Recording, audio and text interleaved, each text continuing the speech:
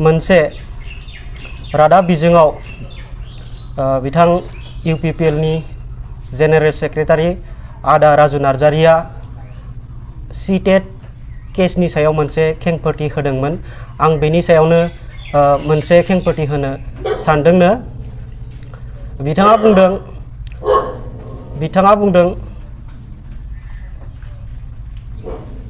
बुंदों CTET case होनायनि थाखायनो टेट क्वालिफाइडफोरनो एपइन्टमेन्ट होनो हायाखै होननानै। नाथाय बे बाथ्राया सैथो नङा। जों दाखालैसो 30 आरो 31 आव गुवाहाटीयाव थांनानै गुवाहाटी हाइकर्टनि मानाव गेदेर एडभकेट बिथां KK महन्तजों सावरायनानै मोनथिदोंदि 427 पस्टखौल' बिथांनो माने CTET केन्डिडेटफ्रा माने केसखौ सालायनो होदों आरो बिथाङा जोंनो मिथिनो होदों जे खालि 427 पस्टखौल'सो माने केस होदों होननानै। आरो जों मोनसे खोथाखौ बिथांनो फोरमायबावदोंमोन। जोंनि BTC नि चिफ मानाव गेदेर आदा प्रमद बर'आ ओरैबायदि खोथा बुंदों दे CTET आ केस होनायनि थाखाय साख्रियाव थिसनथाइ होनो हाया होननानै। नाथाय बे बाथ्रायाव बिथाङा जोंखौ आरो बिथांनि एसिस्टेन्टआ जोंखौ मिथिनो होदों जे नोंथांमोनखौ माने बिथां BTC नि चिफआ मिसा खोथा बुंदों, नंखाय खोथा बुंदों। बेवहाय खालि मा लिरनाय दङ CTET केन्डिडेटफ्रा केस होनायाव खालि जेनेबा 427 पस्टआव CTET केन्डिडेटफोरखौ जाहाथे एप्लाइ खालामनो खाबु होनो हायो। आरो बेवहाय मोनसे लिरबावनाय दङ लास्ट पइन्टआव नोंथांमोना सार्च खालामबा नुगोन केस नाम्बारखौ सार्च खालामना होबानो नुगोन नोंथांमोना। आरो लोगोसे आं खावलायबावनो सानदों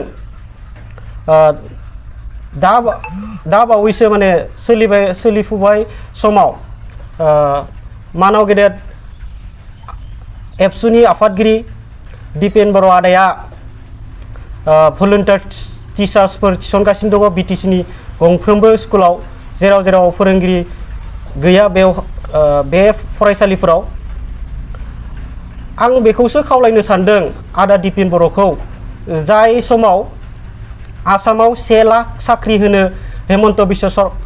शर्मा सरकारा नाजाबोगासिनो दङ आरो बावैसो 23,000 साख्रि होबाय। बे समाव जुदि जों BTC बाखिन्दानि टेट क्वालिफाइड आरो गुबुन डिपार्टमेन्टआव जुदि 5,000सो साख्रिनि थाखाय दाबि दैखांनायमोनब्ला बिदि 1,000 भलुन्टियार टिचार थिसनाब्लासिनो बेफोराव जुदि नारसिननायमोनब्ला सरकारखौ आं बेखौसो गोजोननाय मोनगौमोन। आरो बे बिथिङाव जोङो मा होनो टेट क्वालिफाइड केन्डिडेटफ्रा गिखांनाय फैदों 1,000 भलुन्टियार टिचार होनायजों बेफोराव माबा मोनसे रहस्य थाखोमाना दङ नामा माने जोंनाव माने सोंलु जाखांदों आरो जों टेट क्वालिफाइड केन्डिडेटफ्रा गिखांनाय फैदोंनो। आरो लोगोसे आं खावलायबावनो सानदों बिथां मानाव गेदेर आदा दिपेन बर'खौ थाबैनो बिथाङा 1,000 भलुन्टियार टिचार्स थिसनथाइनि सायाव क्लेरिफिकेसन होनो थाखाय आं खावलायदोंनो। आरो लोगोसे आं खावलायबावनो सानदों बिथांमोना बारे बुंबोबाय थादों टेट क्वालिफाइडनि अनजिमाया जोबोद खम होननानै। नाथाय जोंनियाव डाटा थानाय बायदिब्ला दासिम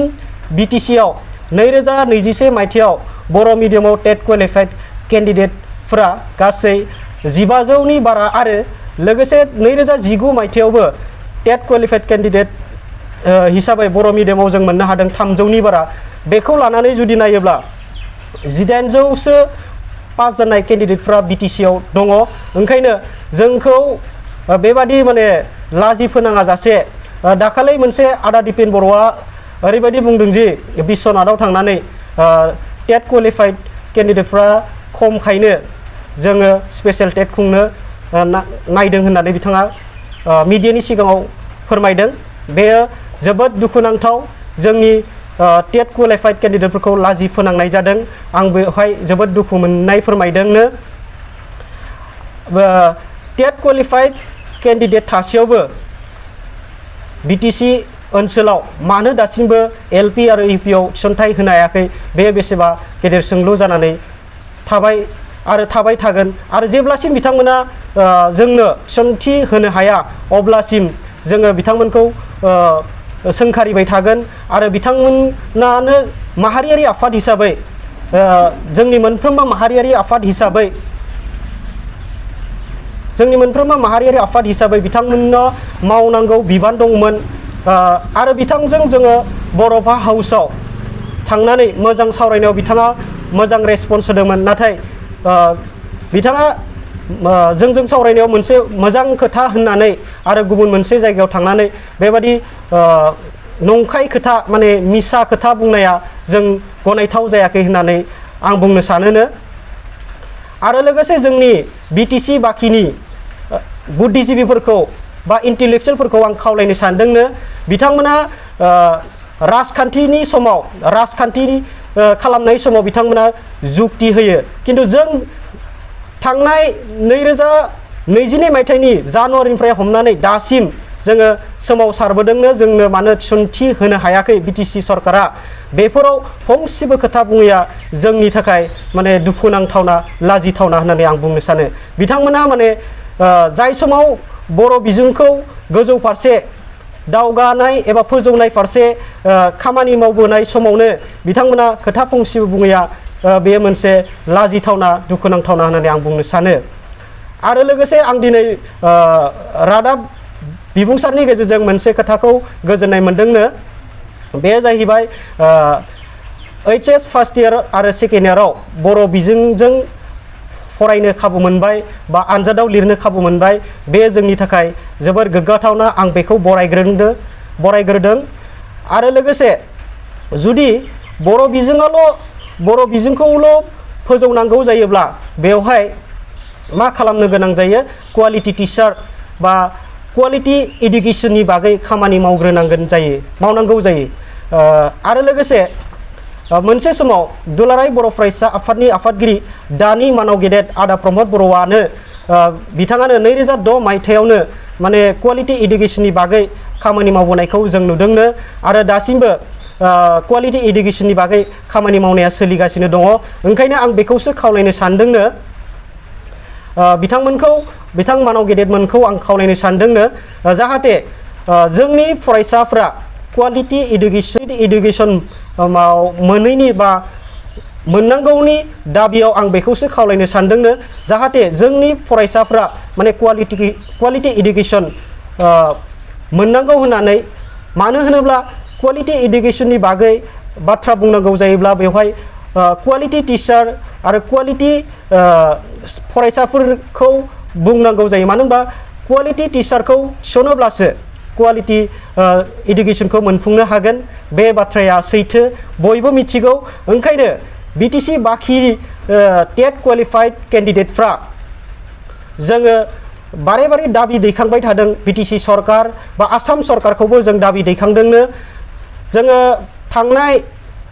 2022 मायथाइनि मार्च दानाव जोङो आसामनि सोलोंथाइ मन्त्री मानाव गेदेर डक्टर रनज पेगु ডাঙৰীয়াক আমি সাক্ষাৎকাৰ কৰিছিলোঁ সেই সময়ত প্ৰথম সাক্ষাৎকাৰত অসমৰ শিক্ষামন্ত্ৰী ডক্টৰ ৰনজ পেগু ডাঙৰীয়াই আমাক আশ্বাস দিছিল যে অতি সোনকালে বিটিআৰতো শিক্ষক নিযুক্তি দিব বুলি আৰু এই ক্ষেত্ৰত এটা কথা কৈছিল যে অসমত বিটিআৰৰ কাৰণে শিক্ষক নিযুক্তি দিয়া মানে দায়িত্বটো নাই বুলি তেওঁৱে মানে প্ৰকাশ কৰিছিল গতিকে মই শিক্ষামন্ত্ৰী ডাঙৰীয়াক মই আহ্বান কৰিব বিচাৰিছোঁ অতি শীঘ্ৰে মানে বিটিসি বাখীক বা বিটিসি বাখীৰ বাবে য'ত নেকি শিক্ষক নাই তাত মানে অতি সোনকালে মানে নিযুক্তি প্ৰদান কৰিবলৈ মই অনুৰোধ জনালোঁ আৰু লগতে অসমৰ মাননীয় মুখ্যমন্ত্ৰী ডক্টৰ হিমন্ত বিশ্ব শৰ্মালৈ মই প্ৰশ্ন কৰিব বিচাৰিছোঁ তেওঁ এটা সময়ত অসমৰ এক শিক্ষামন্ত্ৰী আছিল গতিকে তেওঁ টেটৰ বিষয়ে অতি ভালকৈ জানে তেওঁক মই আহ্বান কৰিব বিচাৰিছোঁ যাতে বিটিসি অঞ্চলত যিখিনি খালি হৈ থকা পোষ্টবোৰত লয়াৰ প্ৰাইমাৰী আৰু আপাৰ প্ৰাইমাৰী অতি শীঘ্ৰে মানে শিক্ষক নিযুক্তি প্ৰদান কৰিবলৈ মই অনুৰোধ থাকিল কিয়নো BTC অসমৰে এটা অংগ গতিকে অসমৰ এটা অংগই যদি আগবাঢ়ি যায় শিক্ষাৰ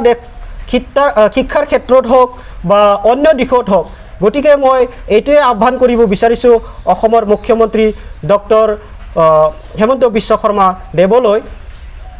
অতি শীঘ্ৰে যাতে BTCৰ 5খন জিলাত লয়াৰ প্ৰাইমাৰী আৰু আপাৰ প্ৰাইমাৰী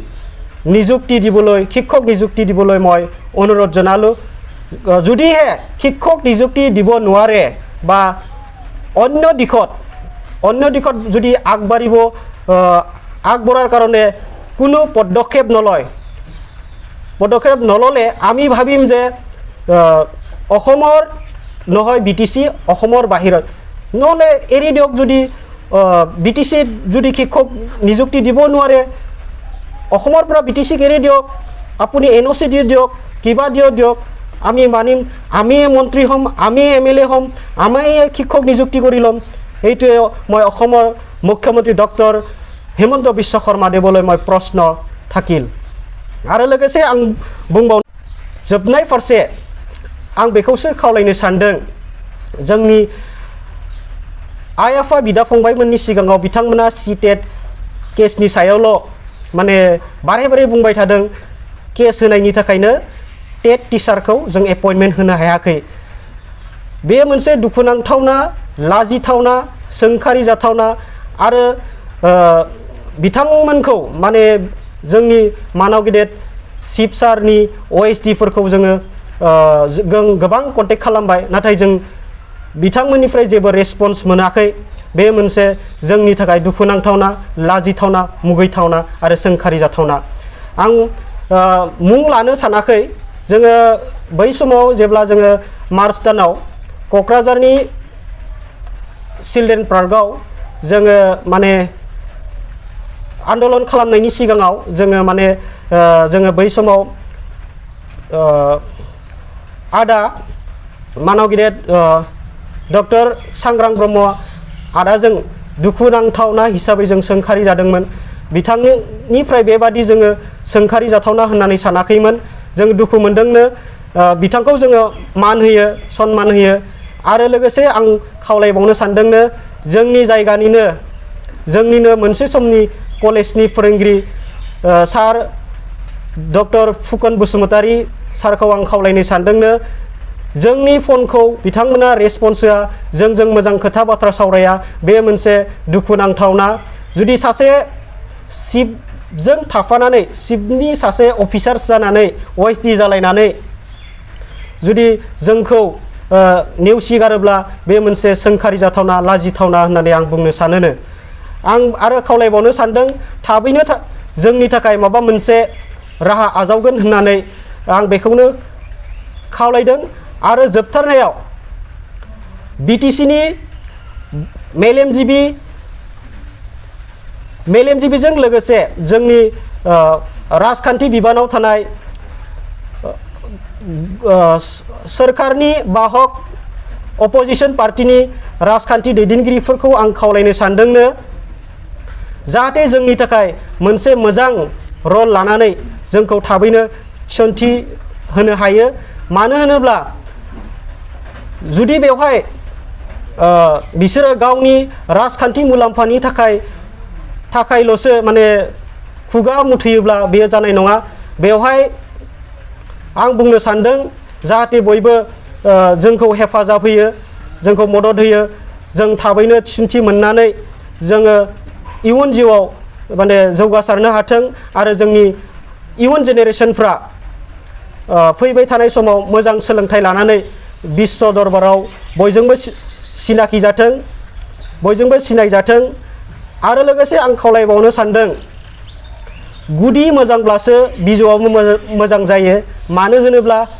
जुदि LP आरो UP आव फोरोंगिरि मोजां थिसननानै जुदि क्वालिटी इडुकेशन मोनफुंनो हायोब्ला बे फरायसाफ्रा गोजौ थाखोआव सहैनानै रायजो एबा जोंनि हादाबसानि थाखाय मोनसे मोजां खौरां लाबोनो हागोन बेखौ